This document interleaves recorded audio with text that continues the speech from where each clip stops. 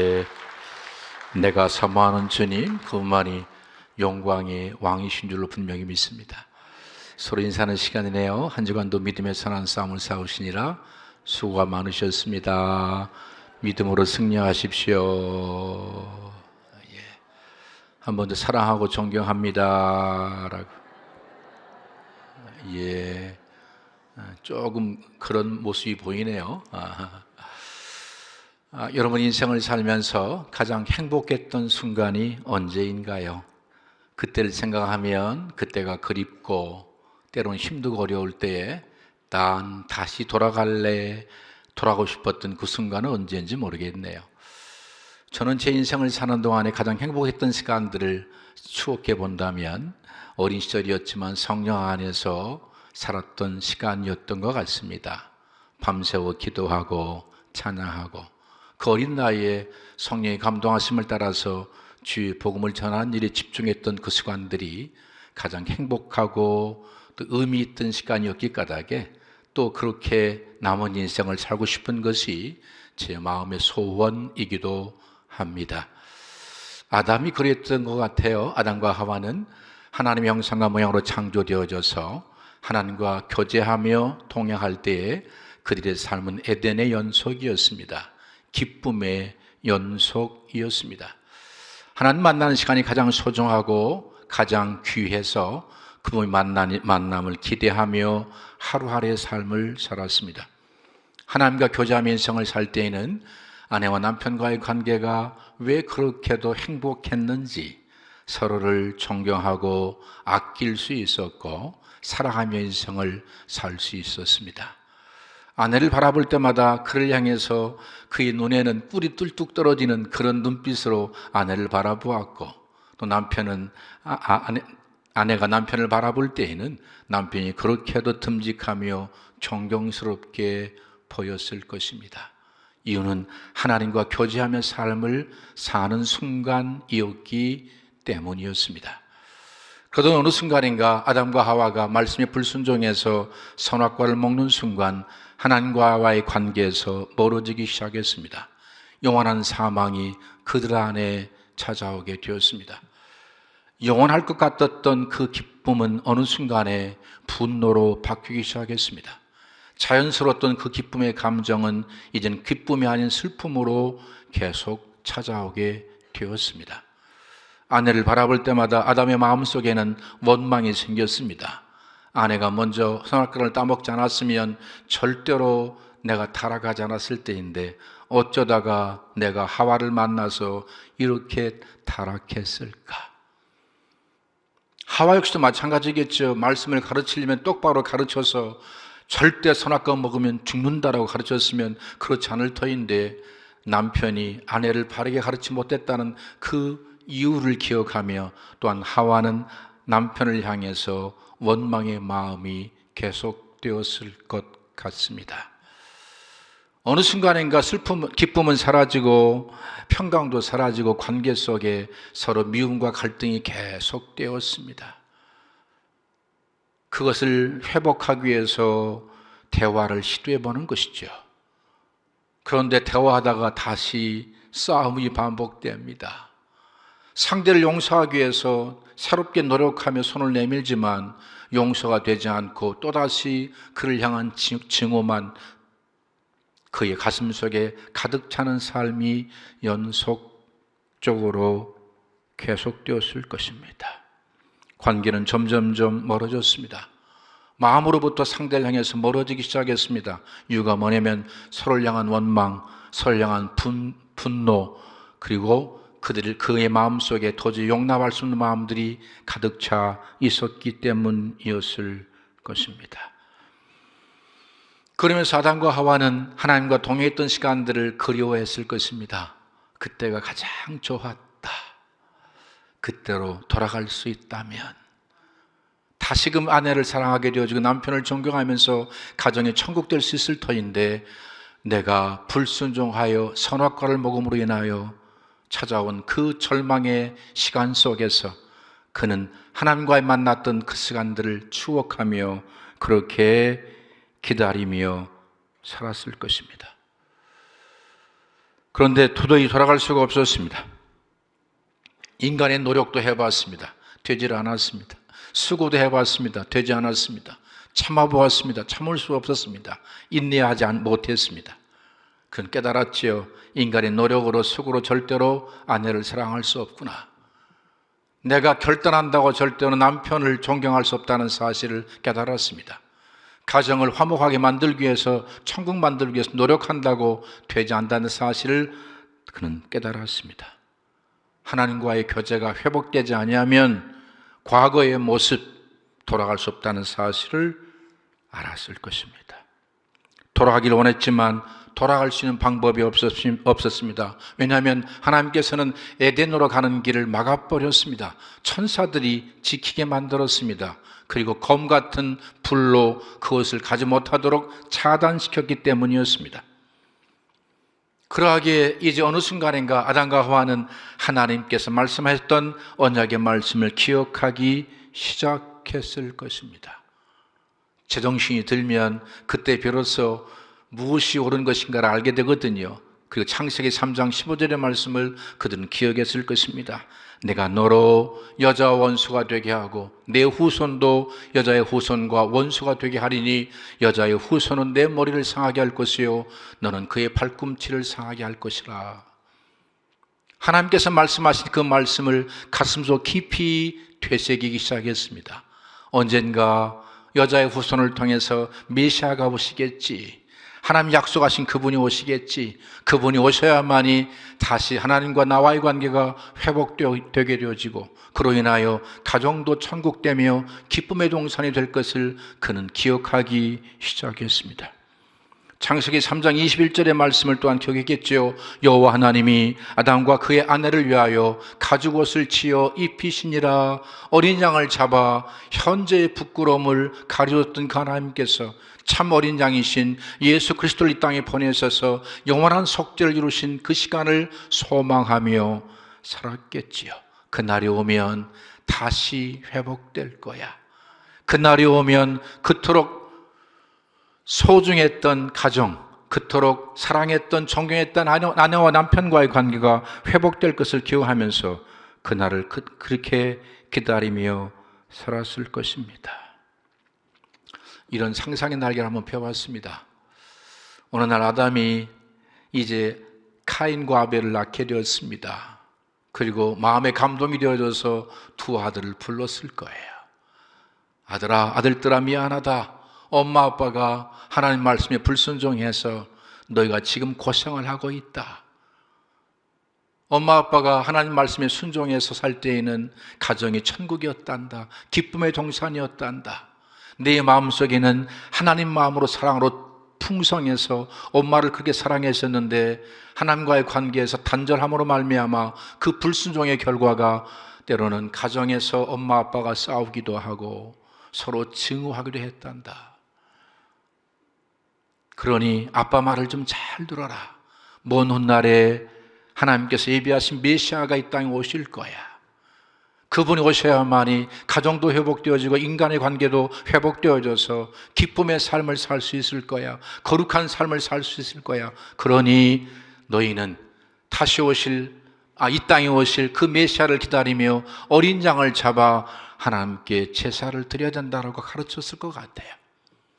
이 말을 들었던 아벨은 하나님 아버지 말씀에 순종해서 다시 오실 어린 양을 기다리며 어린 양을 잡아서 하나님께 예배를 드렸습니다. 그런데 그 가운데서도 가인은 무슨 소리예요? 메시아가 온다고 해결될 문제가 아닙니다. 내가 노력하고 수고하고 애쓰면 될 거예요. 땅의 것으로 하나님께 예물을 드렸습니다. 그 결과로 아벨의 제사는 연락되었지만 카인의 제사는 연락되지 않아 카인이 아벨을 죽이게 되어지는 최초의 살인자라고 하는 불명예를 얻게 되었을 것으로 한번 상상을 해보았습니다. 창세기 아담과 하와를 통해서 카인과 아벨을 통해서 깨닫게 되는 한 가지가 있다고 한다면 그것은 하나님 안에 있지 아니하면, 예수 그리스도 안에 살지 아니하면 인간은 미워하고 증오하고 죽이고 살인하고 전쟁하라는 것이 끝나지 않는다는 사실입니다. 우리가 그리스도 예수 안에 하나님과의 관계가 회복되어지면 그때 비로소 우리 안에 미움도 사라지고 증오도 사라지고 전쟁도 그치게 되어지고 사륙이 그치게 되는 일들이 그때 비로소 일어나게 될 줄로 저는 분명히 믿어요. 그러하게 여러분, 우리 안에 미움이 있습니까? 용서하지 못할 대상이 있습니까? 증오의 대상이 있습니까? 그리스도 예수 안에서 하나님과의 깊은 관계로 들어가십시오. 여러분의 삶 가운데서 끊지 못한 죄악이 있습니까? 윤리와 도덕적인 죄가 있다는 말의 의미는 하나님과의 관계에서 그만큼 멀어졌다는 얘기입니다. 그분과의 관계에서 멀어지게 되어지면 죄가 자연스러워지더라고요. 그분과의 관계에서 멀어지게 되어지면 어떤 죄를 범하더라도 애통할 줄 모르더라고요. 그 죄를 용납할 뿐만 아니라 점점 그 죄가 나의 생각과 여러분의 인격과 모든 걸 장악해서 마침내 여러분들을 멸망시키는 것이 죄라는 사실을 기억하면서 하나님과의 관계를 다시금 회복하겠다고 결단하게 되어지는 이 아침 될 수 있게 되길 바랍니다. 그분과의 관계가 회복되어지면 하나씩 모든 것들이 회복되기 때문에 그렇습니다. 그러하게 구약의 믿음의 사람들은 메시아를 기다리며 살았습니다. 하나님께서 언약하신 약속하신 메시아가 이 땅에 오시면 비로소 회복될 그날을 꿈꾸며 그들은 메시아만을 기다리며 살았을 것입니다. 구원의 그때, 하나님의 아들답게 인생을 살 수 있는 그때, 끊지 못했던 그 죄를 드디어 끊어버리고 이기는 승리의 그날을 꿈꾸면서 그들은 오직 메시아께 그들의 마음과 그들의 생각을 집중하며 그렇게 인생을 살았을 것입니다.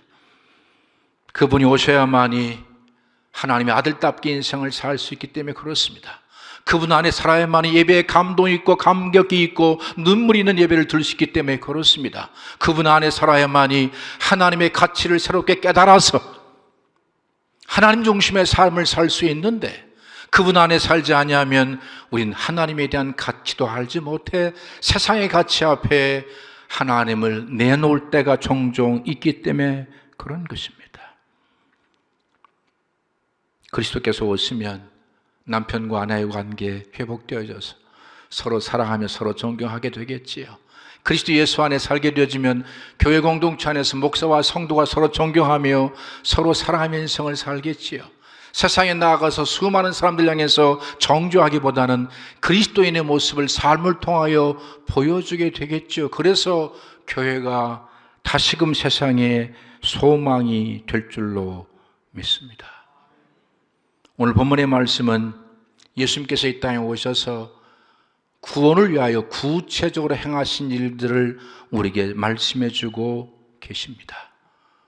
제가 몇 달 전에 오늘 본문의 말씀 1절, 2절, 3절 가지고 설교한 적이 있습니다. 예수 믿기 전에 그들의 상태에 대해 성경은 이렇게 말씀하고 있네요. 세상의 풍조를 따라 살았다. 다시 말하면 세상의 목적이었다는 것이죠. 세상의 주인이었던 사탄을 따라 살았다는 얘기지요. 하나님께서 기뻐하는 거룩한 삶에는 관심도 없었습니다. 육을 따라서 마음껏 방종하며 인생을 살았다라고 그렇게 말하고 있습니다. 그로 인하여 관계 속에는 사망만 역사했습니다. 그런데 성경은 마귀를 따라 사는 삶을 두 가지로 정의합니다. 그 첫 번째가 육체의 욕심을 따라 살았다고 말하고 있네요. 설명을 좀 해드려야 되겠어요? 바울 사도가 말한 육체라는 개념은 세 가지의 개념으로 제가 설명을 드렸는데 첫 번째가 실제로 육을 따라서 죄를 범하는 삶이라고 말씀드렸어요. 육체를 따라서 죄짓고 방종하고 타락하는 삶. 뒤에서 갈라디아서 5장 말씀 읽어드리겠지만 두 번째가 복음을 따라 살지 않고 율법을 따라 사는 삶이라고 말씀을 드렸어요. 율법을 따라 삶으로 인하여 자기 의를 이루기 위해서 몸부림치는 사람들, 자기 구원을 이루기 위하여 애쓰는 사람들, 그런 삶을 육체의 삶이라고 말씀을 드렸어요. 세 번째로 때는 육체라고 하는 것은 이 땅에 존재하는 동안에 명예, 학벌, 가문, 혈통, 소유, 이 외모, 이 모든 것을 바울 사도는 육이라고 말씀을 드렸어요. 그래서 육체의 욕심을 따라 살았다는 말의 의미를 영적으로 해석한다면 예수를 그리스도로 믿는 사람들이 이제 율법을 따라 사는 자가 아니라 은혜 안에 믿음으로 사는 사람들이잖아요. 예수를 그리스도로 믿어 의롭게 되었다는 사실 믿는 믿음으로 살아갈 때 그의 의가, 칭의가 나를 믿음에서 믿음을 이르게 하는 것인데, 여전히 우리는 선한 일을 함으로 인하여 선하게 되었다라고 구원을 받을 수 있다라고 가르치고 있다고 하는 것이에요. 가끔씩 신방을 가서 누군가에게 묻습니다. 권사님, 천국 갈 수 있겠습니까? 그러면 제가 착하게 못 살아서 천국 갈지 모르겠어요. 물론 의미는 이해할 수 있지만 그런 고백이 반복된다고 한다면 여전히 율법 가운데 있는 것이겠지요. 여러분들이 율법적으로 거룩하게 살아서 완벽하게 살아서 자기 의를 자랑한다면 그 역시도 육체의 욕심 속에 사는 것이라고 그렇게 정의할 수 있는 것입니다. 그러면 육체와 마음을 따라 마음이 원하는 것이 무엇일까요? 아는 말씀이란 갈라디아서 5장 19절로 21절의 말씀 한번 읽어보겠습니다. 갈라디아서 5장 19절 21절의 말씀은 이렇게 말씀하고 있네요. 육체의 일은 분명하니 곧 음행과 더러운 것과 호색과 우상 숭배와 주술과 원수 맺는 것과 분쟁과 시기와 분냉과 당짓는 것과 분이란과 이단과 투기와 술 취함과 방탕함과 또 그와 같은 것들이라 전에 너에게 경계한 것 같이 경계하노니 이런 일을 하는 자들은 하나님의 나라를 유업으로 받지 못할 것이라 말씀하고 있네요. 저와 여러분들이 예수를 믿기 이전에는 그렇게 육체의 욕심을 따라서 육이 원하는 대로 인생을 살았다라고 그렇게 말씀하고 있습니다. 정말 그러했습니다. 그러면서 본문의 말씀, 읽었던 말씀 속에서는 또 이렇게 말씀하고 있습니다. 육체로는 이방인이었다. 할례 받은 자들이 너희를 바라볼 때는 할례 받지 못한 족속들이었다. 그리스도 밖에 있었다. 이스라엘 나라 밖에 있었다. 언약의 약속에 대해서도 소망이 없는 자였고 하나님에 대해서 알지 못하는 자였다고 말하고 있습니다. 지금 바울 사도를 통해서 예수 믿기 이전의 상태를 우리에게 다시금 거론한 이유가 어디 있을까요?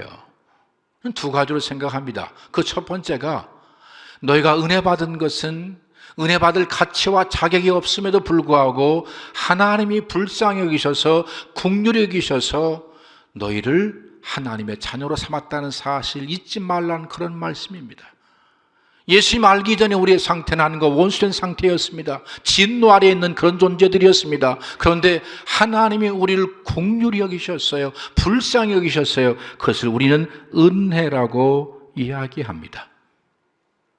은혜를 쉽게 말하면 값없이 주신 하나님의 선물이라는 말씀으로 이해하고 있지만 이 말씀을 조금 더 제가 의미를 부여한다면 은혜가 무엇이냐? 인간이 값을 지불할 수 없어서 꿈도 꿀 수 없었던 것이기에 하나님이 대신 값을 지불하여 주신 것이 은혜입니다.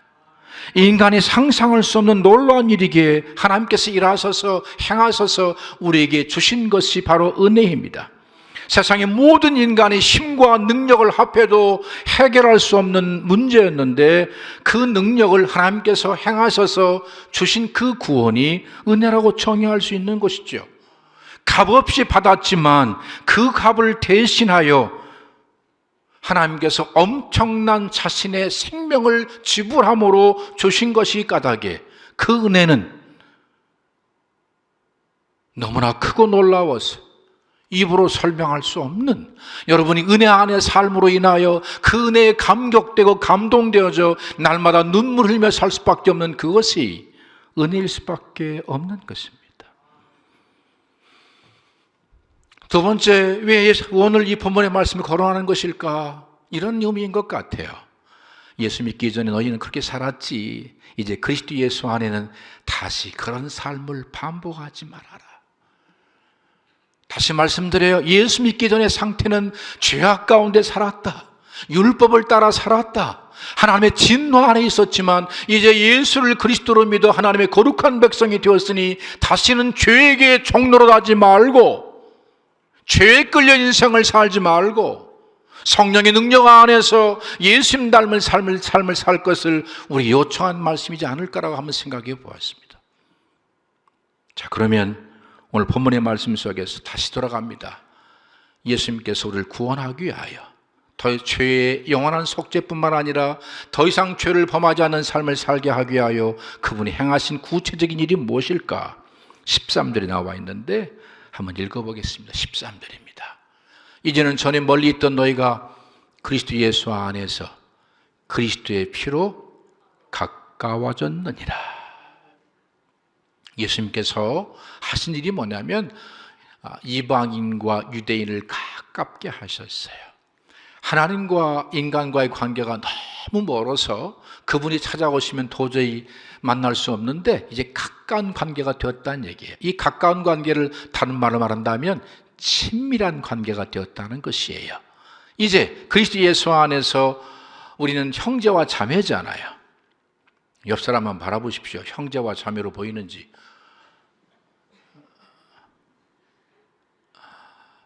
이제 문제는 거기 있습니다. 형제와 자매와의 관계가, 형과 아우와의 관계가 정말 좋으면 옆에 있는 동생을 볼 때 친밀한 감이 생기는데 형이 형 같지가 않아.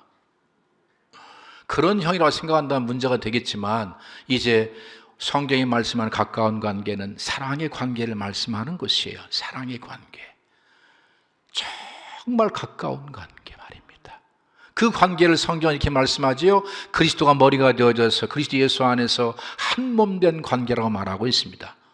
그리스도의 보혈이 저와 여러분들을 가장 친밀한 관계로 만드셨다는 것이에요. 문제는 뭐냐면 친밀한 관계를 만들으셨는데 친밀하지가 않아.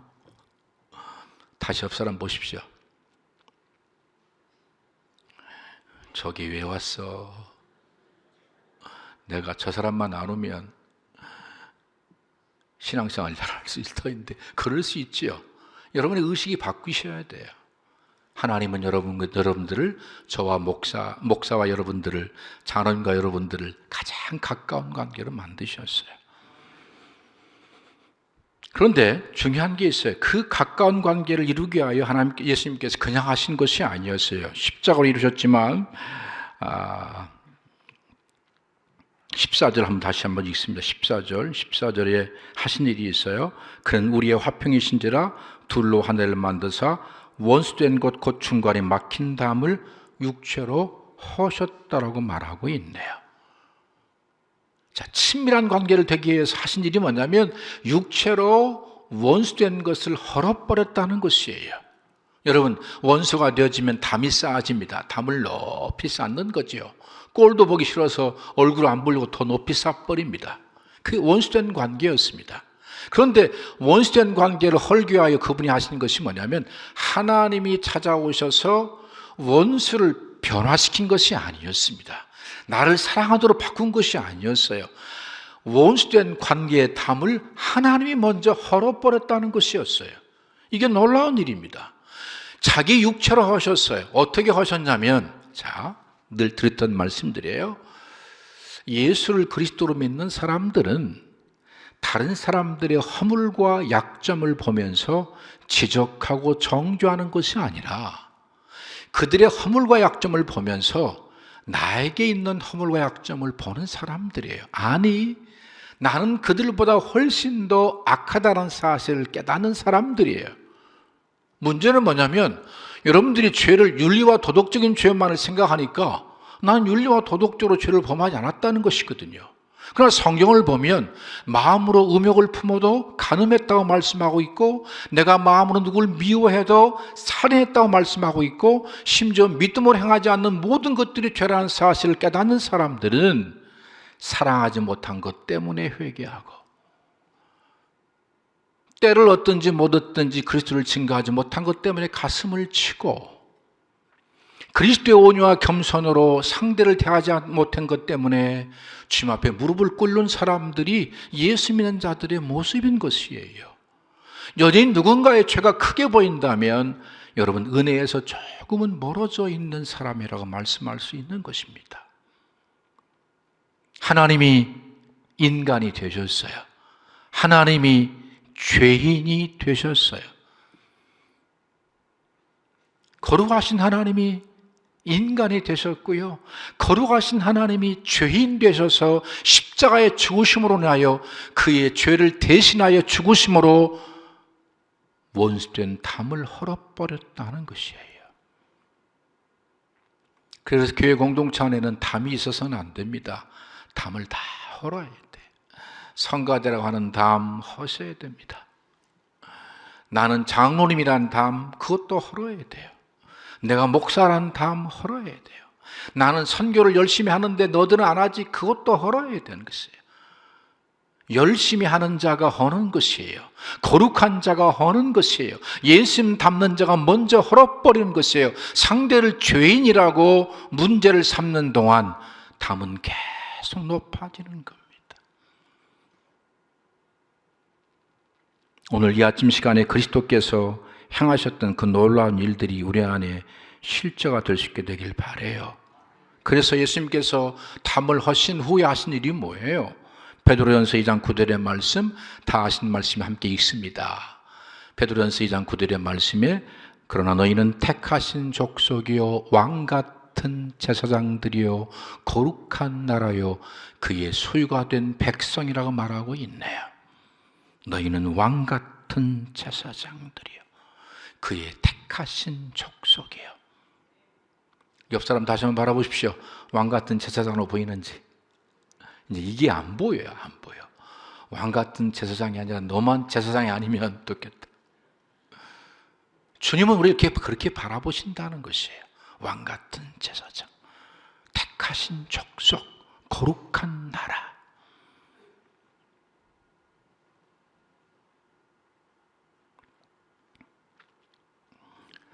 우리 예수님께서 하나님과의 관계, 인간과 인간과의 관계를 가깝게 친밀한 관계를 만들기 위해 하신 두 번째 행동이 있습니다.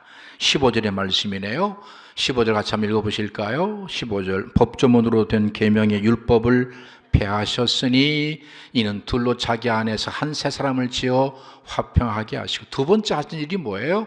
폐하셨어요. 뭘 폐하셨어요? 율법을 폐하셨어요. 이 말을 쉽게 말한다면 우리 모두는 다 자기만의 율법이 있습니다. 그래서 그 율법을 가지고 상대를 바라보고 상대를 평가하고 그리고 그 율법에 틀리면 상대를 정죄하고 비판합니다.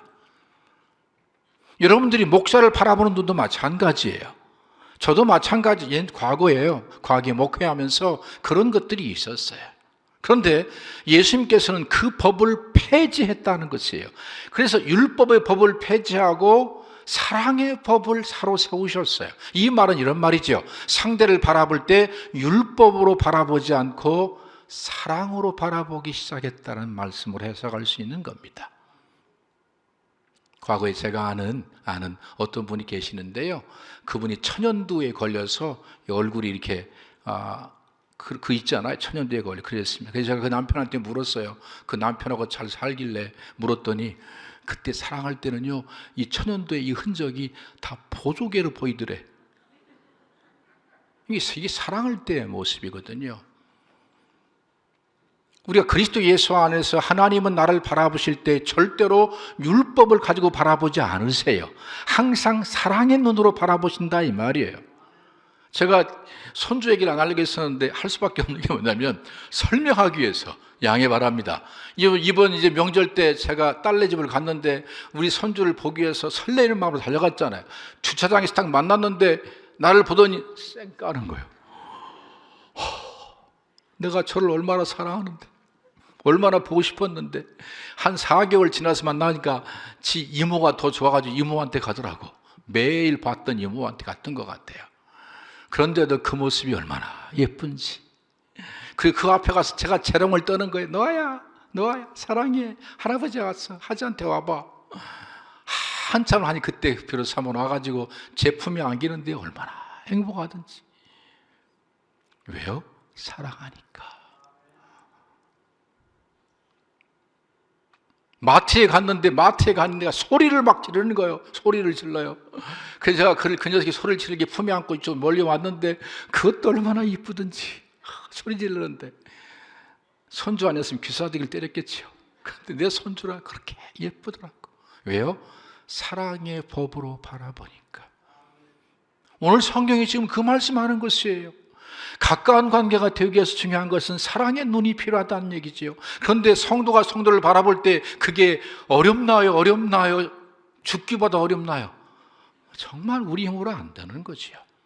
그리고 그리스도 예수 안에서 믿음으로 사는 거지요. 때가 되면 내 아내를, 때가 되면 내 남편을, 때가 되면 내 성도를 사랑의 눈으로 보게 되겠지. 그날을 소망하며 사는 거 아니겠어요?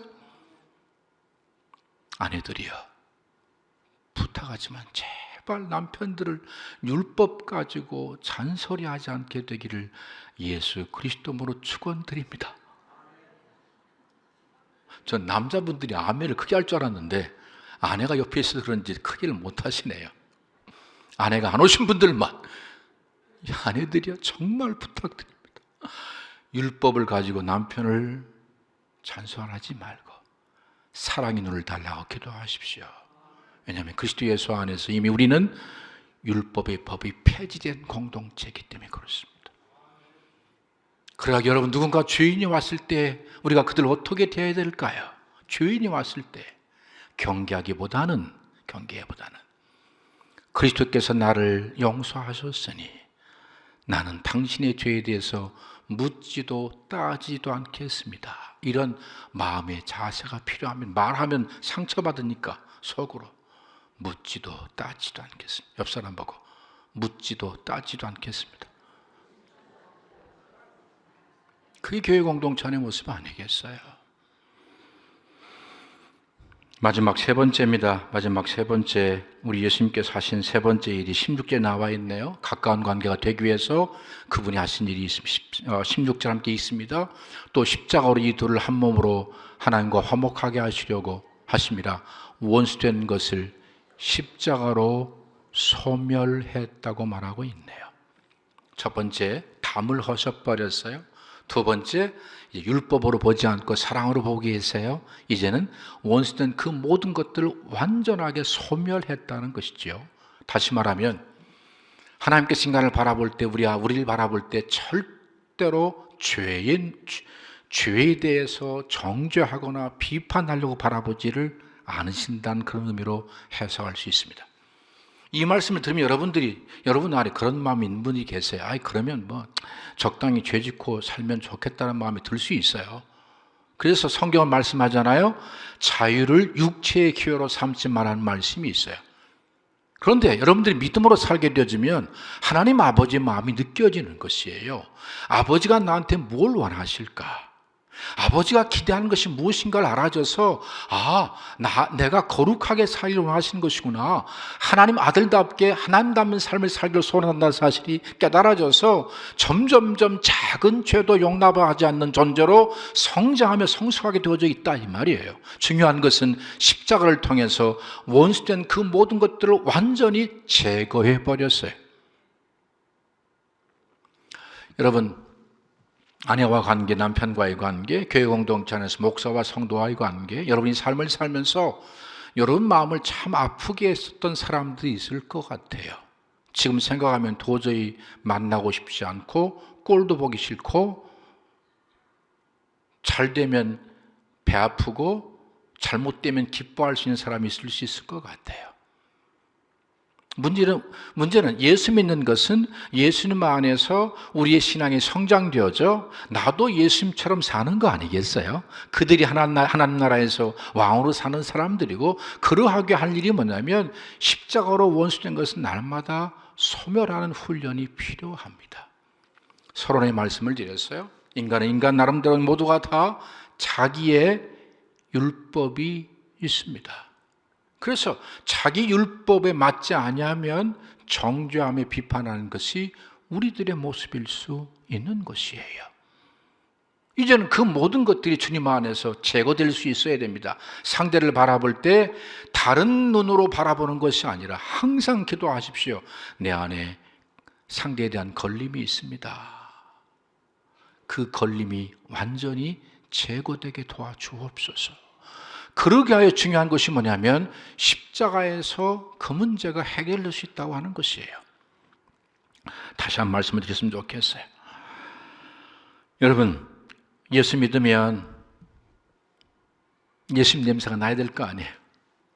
가장 중요한 것이 가정 공동체 안에서, 내가 삶을 살고 있는 공동체 안에서 많은 사람들이 그를 바라보면 정말 그가 그 공동체에 좀 머물렀으면 좋겠다, 이런 말이 나와야 될 거 아니에요. 그런데 그 사람만 오면 피하고 싶어. 그 사람만 오면 왠지 분위기가 다 살벌해져, 깨져. 그렇다고 한다면 한 번쯤 나의 라이프 스타일을 주님 안에서 비교하면서 내가 지금 잘못 살고 있구나, 잘못 믿고 있구나.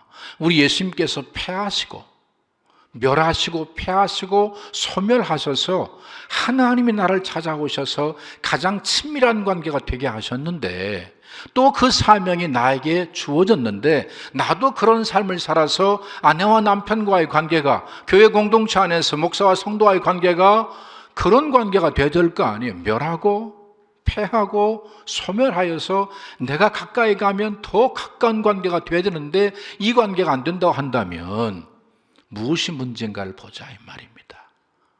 주님은 육체로 소멸하셨어요. 어떻게 육체로 소멸하셨어요? 십자가에서 소멸하셨어요.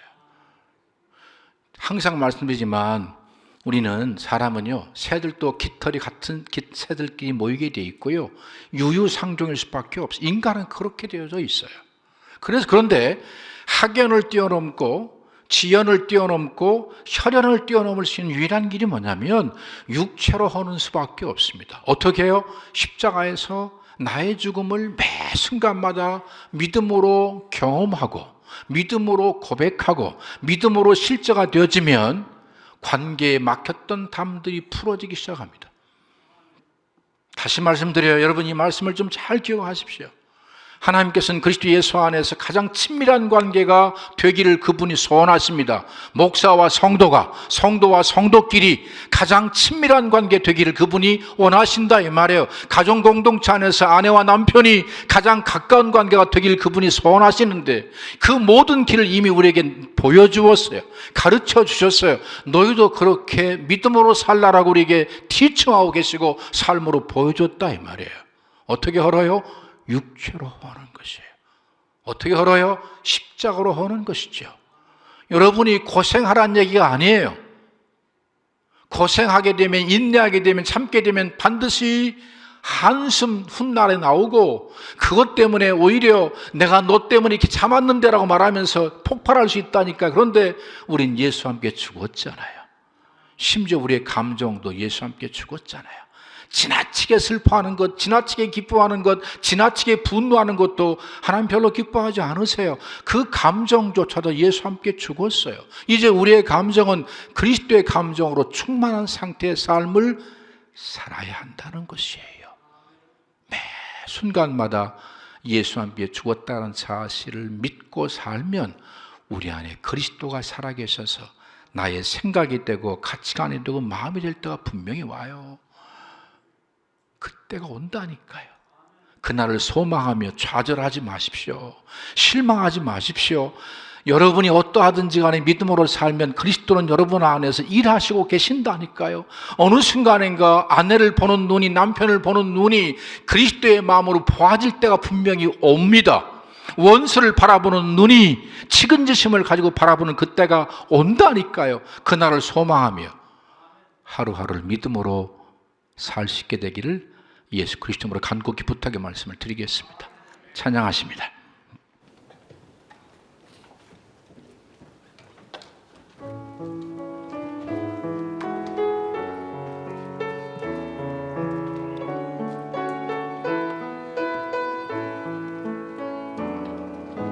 피난처 되시는 주 예수, 영원한 승리의 왕, 주님의 얼굴을 구할 때 주의 빛 비치시네. 전쟁은 주님께서, 승리는 우리의 것. 예수의 이름을 높이 영원히 찬양하리. 주님의 임재에 온 땅은 들리고 우리 기도에 하늘문 여시네. 온 민족과 열방 주께 경배해 영원히 보좌에 계신 왕 주님의 임재의 목소리만 주님의 임재에 온 땅은 들리고 우리 기도에 하늘 문 여시네 온 민족과 열방 주께 경배해 영원히 하나님 보좌에 계신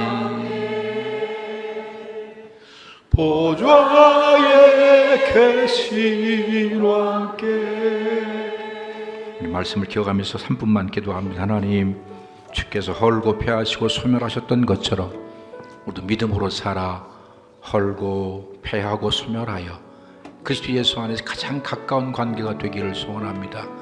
네 힘으로 되지 않사오니 날마다 육체를 십자가에서 자기 죽음을 선언함으로 실제가 되게 해달라고 한 3분 정도 함께 기도하시겠습니다. 하나님 아버지, 감사합니다. 고맙습니다. 원수된 관계를 주님께서 헐어버렸습니다. 율법의 아래에 있어서 진노 아래에 있었던 우리의 율법을 폐지하셨습니다. 이제 하나님께 나아가는 그 모든 걸림된 것을 완전히 소멸하셨습니다. 하나님과 나와의 관계는 아들과 아버지와의 관계로 회복되게 하셨습니다.